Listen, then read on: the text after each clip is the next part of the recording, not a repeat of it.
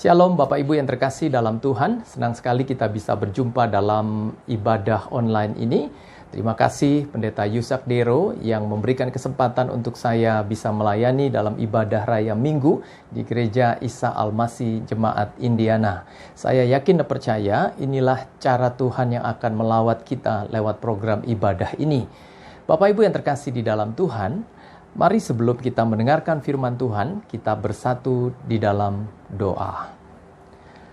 Bapa di dalam surga, kami bersyukur untuk pagi hari ini ya Tuhan. Kami berterima kasih untuk setiap anugerah yang kami boleh terima dalam hidup kami. Sesungguhnya Engkau adalah Tuhan yang patut dibanggakan dalam hidup kami semua. Dalam segala hal, Engkau nyata-nyata Tuhan yang tidak pernah meninggalkan perbuatan tangan-Mu atas hidup kami anak-anak-Mu. Sehingga kami boleh melihat keluarga kami, pekerjaan kami, usaha kami, dan dimanapun kami berada. Sesungguhnya kami melihat Tuhan ada di dalam setiap langkah kami. Berkenanlah Engkau memberkati kami semua dalam ibadah ini. Lawat kami semua ya Tuhan. Hadirlah di tempat kami masing-masing. Dan jangan lewatkan satu orang pun di antara kami. Berkat-Mu atas kami semua. Di dalam nama Tuhan Yesus Kristus, Allah yang hidup, firman yang hidup, sumber kehidupan, kami berdoa dan menyambut firman Tuhan. Amin. Bapak Ibu yang terkasih dalam Tuhan, nama saya Pendeta Julius Parapat. Saya melayani sepenuh waktu sebagai pengkhotbah dan penginjil dan juga sebagai dosen teologi yang mengajar di beberapa sekolah. Saya percaya waktu ini adalah waktu Tuhan yang akan melawat kita. Izinkan Tuhan mendapatkan kita satu persatu dan buka hati kita untuk menerima setiap firman yang akan kita dengar. Hari ini tema renungan kita adalah keharmonisan keluarga. Pembacaan firman Tuhan terambil dari Efesus pasal 5 ayatnya yang ke-22 sampai 33. Saya akan bacakan untuk Bapak Ibu sekalian demikian firman Tuhan dalam Efesus pasal 5 ayatnya yang ke-22 sampai 33. Kasih Kristus adalah dasar hidup suami istri. Hai istri, tunduklah kepada suamimu seperti kepada Tuhan. Karena suami adalah kepala istri sama seperti Kristus adalah kepala jemaat. Dialah yang menyelamatkan tubuh. Karena itu sebagaimana jemaat tunduk kepada Kristus, demikian jugalah istri kepada suami dalam segala sesuatu. Hai suami, kasihilah istrimu sebagaimana Kristus telah mengasihi jemaat dan telah menyerahkan dirinya baginya. Untuk menguduskannya sesudah ia menyucikannya dengan memandikannya dengan air dan firman. Supaya dengan demikian ia menempatkan jemaat di hadapan dirinya dengan cemerlang tanpa cacat atau kerut atau yang serupa itu. Tetapi supaya jemaat kudus dan tidak bercela.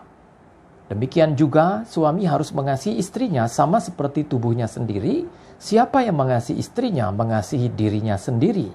Sebab tidak pernah orang membenci tubuhnya sendiri tetapi mengasuhnya dan merawatinya sama seperti Kristus terhadap jemaat. Karena kita adalah anggota tubuhnya. Sebab itu laki-laki akan meninggalkan ayahnya dan ibunya dan bersatu dengan istrinya. Sehingga keduanya itu menjadi satu daging.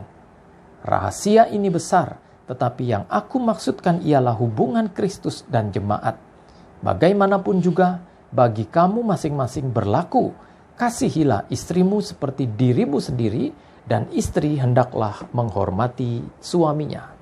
Demikian pembacaan firman Tuhan bagi kita. Bapak Ibu yang terkasih di dalam Tuhan, keharmonisan sebuah keluarga. Kalau kita belajar tentang keluarga, keluarga adalah lembaga pertama yang dibentuk Tuhan di tengah-tengah dunia ini. Dan ketika Tuhan menjadikan keluarga, keluarga ditetapkan Tuhan bukan hanya menjadi citra, tetapi juga menjadi mitranya. Citra artinya adalah menggambarkan Tuhan dalam keluarga, menyatakan Tuhan di tengah-tengah keluarga. Dan mitra artinya adalah utusan. Jadi ketika keluarga dijadikan Tuhan di tengah dunia ini, maka keluarga dibangun untuk menyatakan Tuhan di tengah-tengah keluarga. Dan menjadi utusan Tuhan di tengah-tengah dunia ini dalam setiap hal yang dilakukan. Nah, belajar tentang keharmonisan keluarga, maka kita belajar dari kata harmoni yang dari bahasa Yunani diartikan yaitu dengan arti kerjasama yang menghasilkan satu kesatuan. Dan dalam Kamus Besar Bahasa Indonesia artinya adalah keselarasan, keserasian, bahkan aksi dan gagasan. Nah, bagaimanakah keluarga yang harmonis itu menurut apa yang kita baca dalam firman Tuhan ini? Hal yang pertama, keluarga yang harmonis itu adalah keluarga yang serasi. Saudara yang terkasih di dalam Tuhan, kadangkala mendengar kata serasi, kita mendengar kata yang seringkali menjelaskan kepada kita tentang kesamaan. Ya, kalau kita pakai baju hitam, biasanya kata orang dulu yang serasi itu ya hitam semua. Kalau baju kita hitam, celana hitam, sepatu hitam, tas hitam, waduh, serasi. Tetapi dalam pergerakannya kita bisa belajar bahwa serasi itu tidak lagi harus sama. Ya, kita bisa menjadi orang yang memakai baju serasi ya dengan memakai kemeja putih dan celana hitam. Ya, warnanya berbeda tetapi serasi. Nah, kalau kita belajar tentang kehidupan keluarga, bukan hanya kita belajar dari warna, tetapi kadang kita juga bisa belajar dari sepasang sepatu. Sepasang sepatu itu kadangkala ketika berjalan, yang satu di depan, yang satu di belakang, tetapi harmoni. Ya. Dia bisa berjalan ke satu tujuan yang sama. Lalu sepatu itu, satu kanan, satu kiri, tetapi dua-duanya begitu harmoni dan serasi. Dan tahukah Bapak Ibu, sepasang sepatu itu, jika yang satu tidak ada, maka yang satu hampa dan sepertinya tidak bisa melakukan apa-apa. Lalu ketika kita belajar tentang serasi tapi berbeda ini, maka saya mau katakan buat Bapak Ibu sekalian bahwa sesungguhnya pernikahan itu bukan 1 tambah 1 sama dengan 2, tetapi 1 kali 1 sama dengan 1. Pernikahan bukan dibangun dengan 2 tujuan, dibangun dengan 2 iman, dibangun dengan 2 jalan, tetapi pernikahan harus menjadi satu Tuhan, satu iman, dan satu visi. Sehingga saya selalu katakan kepada banyak orang bahwa menikah itu bukan sekedar hidup bersama, tetapi hidup bersatu. Ada persilangan perbedaan, 1 kali 1, tetapi dalam persilangan perbedaan itu tetap menjadi satu. Demikianlah kehidupan keluarga dimulai dari suami istri yang disatukan Tuhan. Bapak Ibu yang terkasih di dalam Tuhan, tujuan Tuhan membangun keluarga adalah berbicara tentang tujuan kesatuan. Ketika Adam diciptakan, dia adalah seorang diri. Adam diciptakan satu. Tetapi ketika satu kali Adam tertidur, lalu Allah berkata, sesungguhnya tidak baik kalau manusia itu seorang diri. Aku akan menjadikan seorang penolong yang sepadan dengan dia. Ketika Adam diciptakan satu, Tuhan mengambil tulang rusuk Adam dan menjadikan Hawa. Sehingga manusia menjadi 2. Dan tahukah Bapak Ibu sekalian, ketika manusia dari yang satu dijadikan 2, maka lewat pernikahan ketika Tuhan membangun sebuah keluarga, dari 2 manusia ini dijadikan satu kembali. Sehingga kalimatnya, maka keduanya menjadi satu daging. Inilah konsep kesatuan dalam keluarga, dalam hidup suami istri yang ditetapkan dan direncanakan Tuhan dari sejak semula. Menikah itu bukan hidup bersama, tetapi hidup bersatu.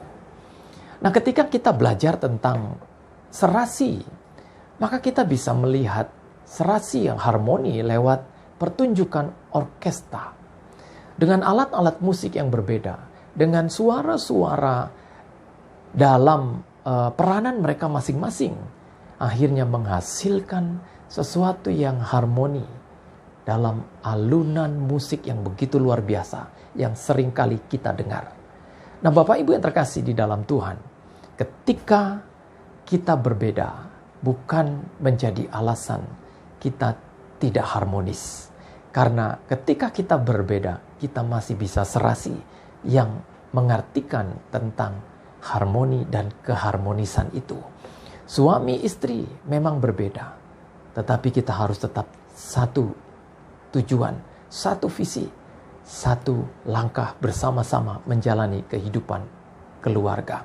Nah, inilah yang dikatakan menjadi keluarga yang harmonis ketika kita menjalani hidup dengan keserasian. Sekalipun berbeda, maka kita menjadi orang-orang yang berbahagia dan harmoni. Lalu kemudian, Bapak Ibu yang terkasih di dalam Tuhan, ketika kita belajar tentang keserasian ini, maka dalam perbedaan suami istri timbullah dan nyatalah ada rasa saling penundukan diri. Dalam ayat 22 di Efesus pasal 5 ini dikatakan demikian, "Hai istri, tunduklah kepada suamimu seperti kepada Tuhan. Karena suami adalah kepala istri sama seperti Kristus adalah kepala jemaat. Dialah yang menyelamatkan tubuh. Karena itu sebagaimana jemaat tunduk kepada Kristus, demikian jugalah istri kepada suami dalam segala sesuatu. Hai suami, kasihilah istrimu sebagaimana Kristus telah mengasihi jemaat dan telah menyerahkan dirinya baginya." Ada kalimat hai istri dan hai suami pada ayat yang ke-25. Waktu saya renungkan bagian ini, kenapa Tuhan memanggil istri dengan panggilan hai, lalu suami dengan panggilan hai suami? Ketika saya mempelajarinya, maka saya dapatkan bahwa sesungguhnya ini adalah sebuah panggilan yang pribadi. Kita tidak bisa sembarangan memanggil orang dengan sebutan hai, kecuali kita dekat. Kenapa demikian ketika Tuhan memanggil istri dan suami dengan menyebut hai istri, hai suami? Ini adalah satu hal yang dinyatakan oleh Alkitab. Begitu dekatnya istri dan suami di hati Tuhan. Sehingga suami istri yang berhasil adalah suami istri yang harus menjaga hubungannya dengan Tuhan. Kalau kita bisa belajar dalam hubungan suami istri dengan Tuhan, maka tercipta hubungan segitiga yang tidak boleh putus. Di sini suami, di sini istri, lalu yang di atas adalah Tuhan. Ada segitiga yang tidak boleh putus dalam hubungan kita dalam menjalani keluarga.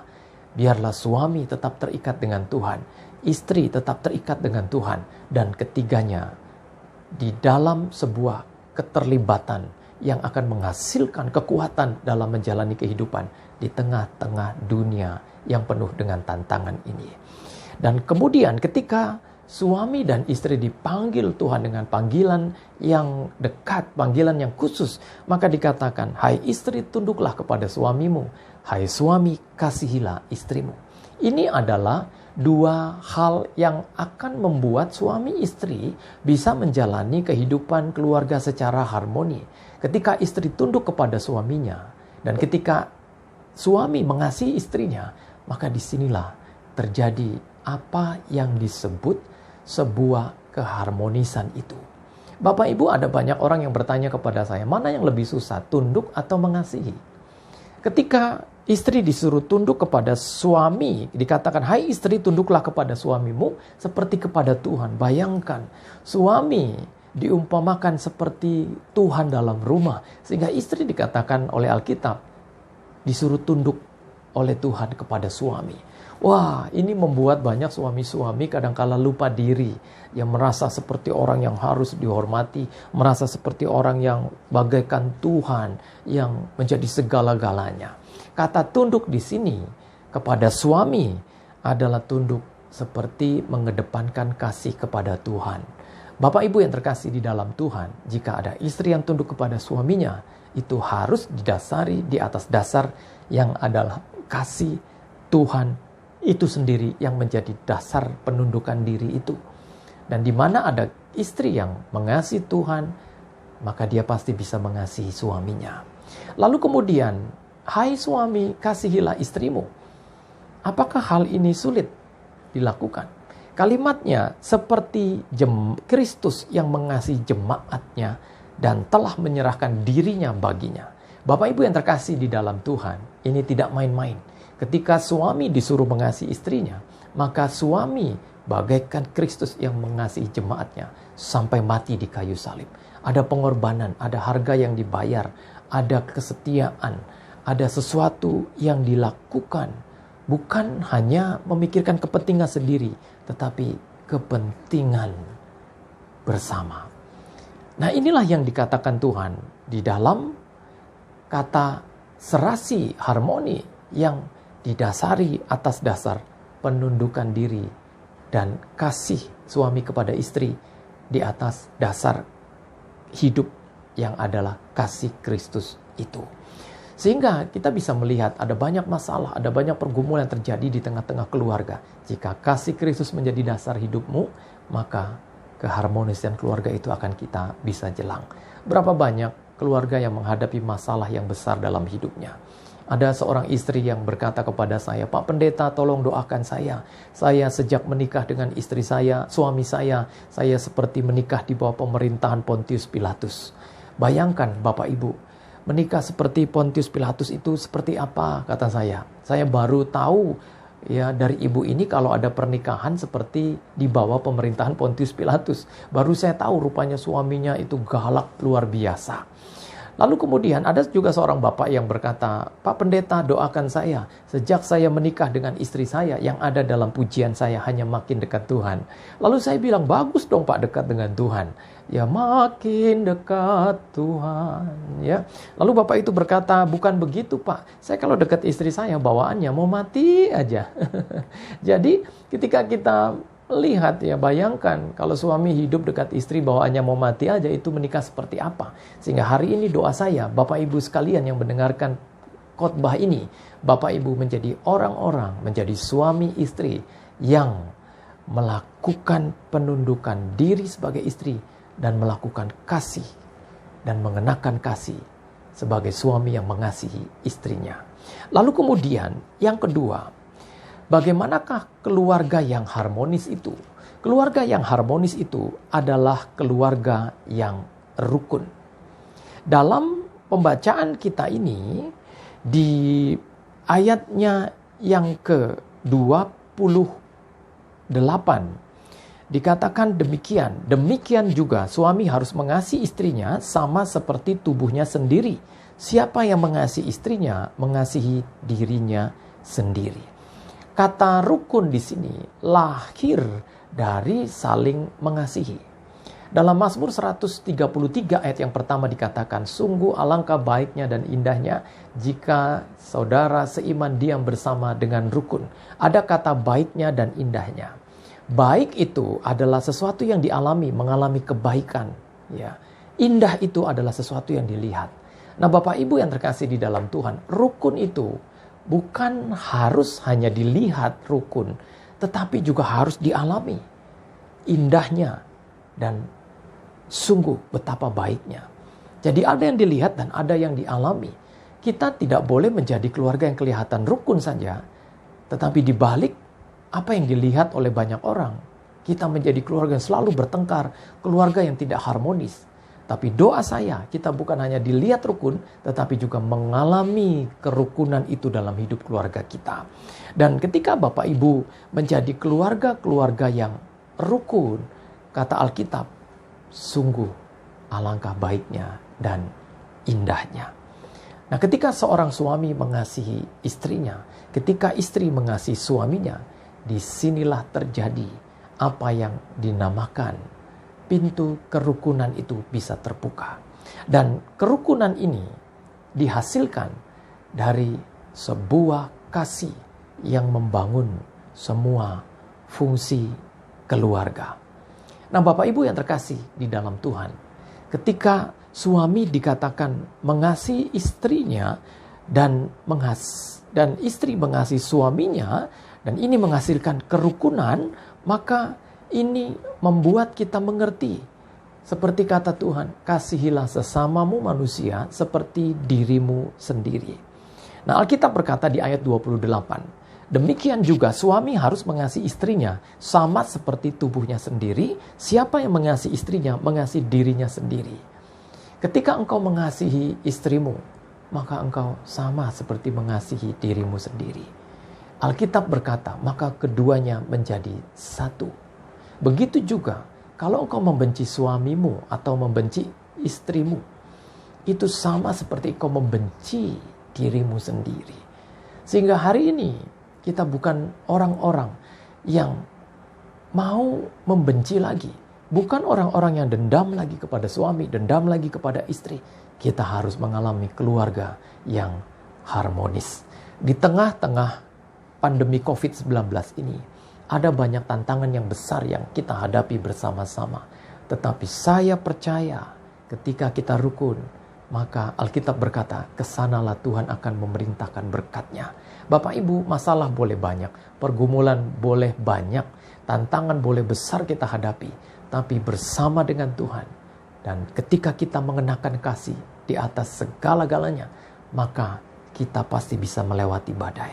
Sesungguhnya saya selalu katakan bahwa kita bukan punya masalah yang besar, tetapi kita punya Tuhan yang besar dalam hidup ini. Kalimatnya seringkali disebut God is greater than any problem we have. Allah kita lebih besar dari semua masalah yang kita hadapi kalau kita bersatu. Itu sebabnya biarlah kita menjadi keluarga yang rukun, keluarga yang bersatu di tengah-tengah wabah ini.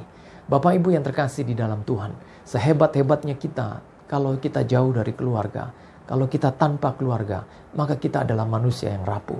Sekuat-kuatnya kita, sebanyak-banyaknya uang kita, kalau kita jauh dari keluarga, kalau hubungan keluarga kita rusak, maka kita adalah manusia yang rapuh. Kita sesungguhnya tidak bisa jauh dari keluarga. Keluarga adalah kekuatan kita di tengah-tengah pandemi COVID-19 ini. Ketika engkau bersama keluarga bersatu, rukun, dan saling mengasihi, keluargamu harmonis, maka saya percaya kita pasti bisa melewati badai COVID-19 ini. Dan saya percaya kalau segala sesuatu ada masanya, segala sesuatu ada waktunya, maka wabah ini pasti akan berlalu. Dan satu saat cerita-cerita indah dan kesaksian akan lahir dari semua hal yang kita hadapi dalam tantangan yang besar dan berat ini. Sehingga maju terus, biarlah kita menjadi orang-orang yang rukun untuk menjadi keluarga yang harmonis di dalam Tuhan. Lalu kemudian yang ketiga, bagaimanakah keluarga yang harmonis itu? Keluarga yang harmonis itu bukan hanya keluarga yang serasi, bukan juga hanya keluarga yang rukun, tetapi juga keluarga yang harmonis itu adalah keluarga yang melakukan aksi dan gagasan. Seperti arti kata harmoni atau harmonis dalam Kamus Besar Bahasa Indonesia yang adalah selaras, serasi, aksi, dan gagasan. Artinya adalah harmonis itu juga adalah merupakan kalimat yang aktif yang menjelaskan tentang sesuatu yang kita lakukan dalam fungsi kita masing-masing, aksi kita masing-masing. Doa saya, kalau kita menjadi suami, kita menjadi suami yang melakukan fungsi kita. Kalau kita jadi istri, kita menjadi istri yang melakukan fungsi kita. Kalau kita menjadi anak-anak, kita menjadi anak-anak yang melakukan fungsi kita. Kalau kita menjadi keluarga, kita menjadi keluarga yang melakukan fungsi kita. Nah, ketika suami melakukan fungsinya, apa fungsi suami dalam sebuah keluarga? Fungsi suami adalah menjadi seorang imam. Lalu apa fungsi seorang istri dalam sebuah keluarga? Fungsi seorang istri adalah menolong suami untuk melakukan fungsinya sebagai imam. Lalu apa fungsi anak dalam sebuah keluarga? Fungsi anak adalah menghormati orang tua, menjadi anak kebanggaan, dan menjadi anak kesukaan di tengah-tengah keluarga. Dan ketika keluarga melakukan fungsinya masing-masing, maka sistem keluarga itu bergerak. Sehingga saya selalu mengatakan bukan manajemen keluarga, tetapi sistem keluarga. Manajemen berbicara tentang seseorang yang memanage, seseorang yang tunggal, yang menggerakkan, seseorang yang memotivasi. Dia hanya sendiri, manajemen, melakukan sesuatu dalam kekuatan manage dari sentral yang dilakukan. Tetapi sistem adalah pergerakan semua aksi orang-orang yang ada di dalam. Sehingga sistem menjelaskan tentang kegerakan yang tidak bergerak sendiri, tetapi semua bergerak. Jika sistemnya bergerak, maka semua melakukan fungsinya untuk menjadi sesuatu yang menghasilkan hal-hal yang besar di tengah-tengah kegerakan itu. Jika suami melakukan fungsinya, jika istri melakukan fungsinya, jika anak-anak melakukan fungsinya, maka semua bergerak dan akhirnya menjadi keluarga yang harmoni. Lalu kemudian ketika kita belajar tentang bagian ini, yaitu tentang fungsi, tentang aksi, tentang gagasan, ayatnya di dalam ayat 30 dikatakan, karena kita adalah anggota tubuhnya, sebab itu laki-laki akan meninggalkan ayahnya dan ibunya dan bersatu dengan istrinya, sehingga keduanya itu menjadi satu daging. Rahasia ini besar, tetapi yang aku maksudkan ialah hubungan hubungan Kristus dan jemaat. Bagaimanapun juga bagi kamu masing-masing berlaku, kasihilah istrimu seperti dirimu sendiri, dan istri hendaklah menghormati suaminya. Bapak Ibu yang terkasih di dalam Tuhan, ada kalimat aktif di sini. Sebab itu seorang laki-laki akan meninggalkan ayahnya dan ibunya dan bersatu dengan istrinya, sehingga keduanya menjadi satu daging. Ketika kita melakukan fungsi kita, kita bergerak, Tuhan akan turut bekerja dalam segala sesuatu untuk mendatangkan kebaikan. Bapak Ibu yang terkasih di dalam Tuhan, di tengah wabah pandemi COVID ini, jadilah orang-orang yang melakukan fungsimu dan tetap melakukan fungsimu. Jadilah manusia-manusia Allah di tengah keadaan yang sulit ini. Jadilah manusia yang membangun hubunganmu baik dengan Tuhan. Membangun ibadahmu, membangun doamu, membangun persekutuanmu. Kita nggak bisa hidup sendiri. Kita butuh orang lain. Kita butuh keluarga. Kita butuh membangun keluarga kita di atas dasar keharmonisan yang dibangun dari kasih Kristus itu sendiri.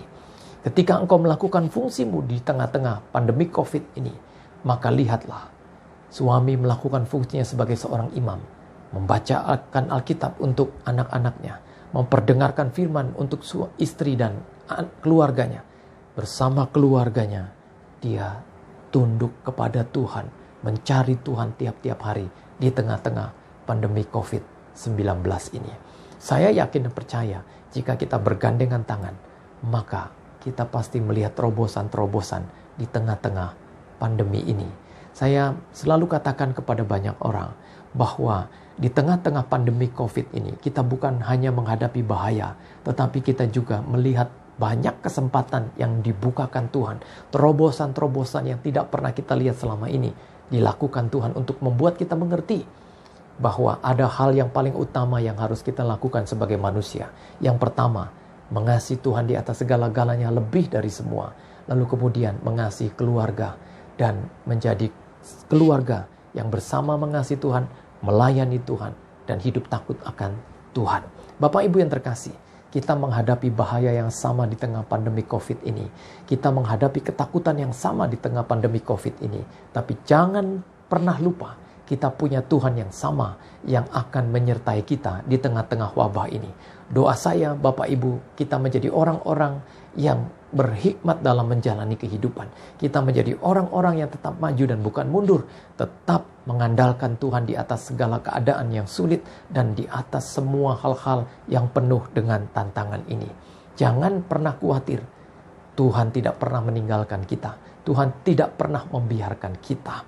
Kalau kita mempelajari hidup dalam sebuah pandemi COVID-19 ini, maka satu hal yang kita bisa pelajari, inilah saatnya kita tidak main-main lagi dalam menjalani kehidupan.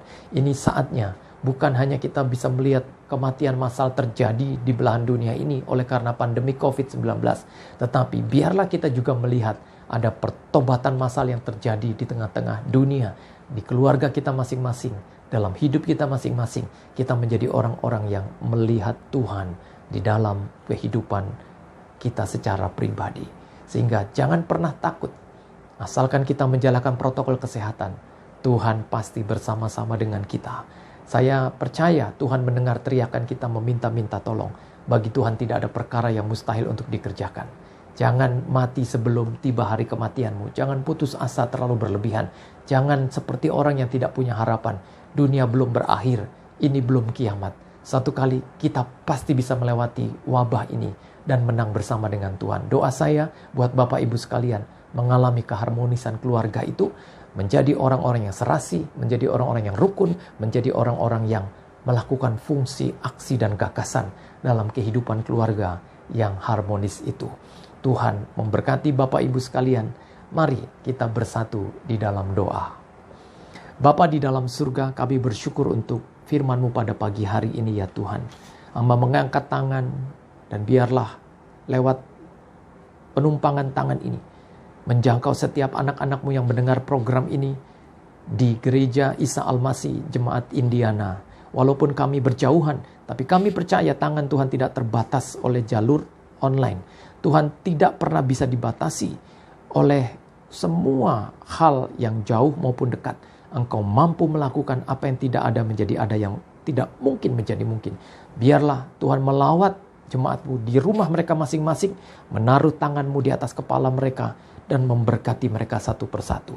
Jadikan kami semua keluarga yang harmonis, mengalami keharmonisan keluarga itu, menjadi keluarga yang serasi, berbeda, tapi serasi dan harmoni. Lalu rukun, menjadi orang-orang yang mengalami kerukunan, bukan hanya dilihat orang, tetapi juga mengalaminya secara baik. Tuhan juga menjadikan kami keluarga yang melakukan fungsi kami. Suami melakukan fungsinya, istri melakukan fungsinya. Kami menang bersama dengan Tuhan. Tuhan berkati Gereja Isa Al-Masih Indianapolis. Tuhan berkati kami semua. Di dalam nama Tuhan Yesus Kristus, kami percaya kebangunan rohani terjadi pada pagi hari ini.